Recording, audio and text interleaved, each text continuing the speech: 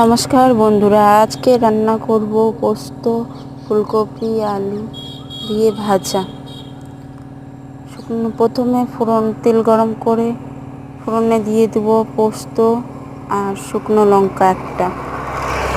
শুকনো লঙ্কাটা ফাটিয়ে দেব। তারপরে এটা হালকা ভাজা ভাজা হয়ে গেলে এখানে অ্যাড করে দেব ফুলকপি আর আলু।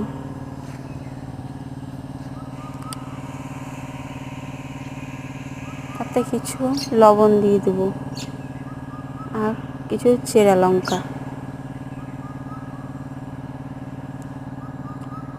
ফুলকপি আলুটা নাড়াচাড়া দিয়ে লবণ দিয়ে ঢাকা দিয়ে দেব 5 থেকে 10 মিনিট।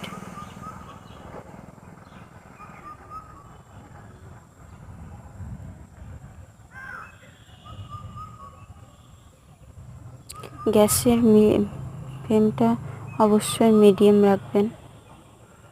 তারপর বেশ কিছুক্ষণ পর ঢাকনা সরিয়ে হলুদ আর একটা টমেটো কুচিয়ে রাখা দিয়ে দেব।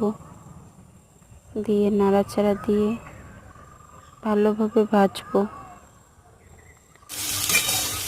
ফুলকপিটা আমার প্রায় লাল লাল করে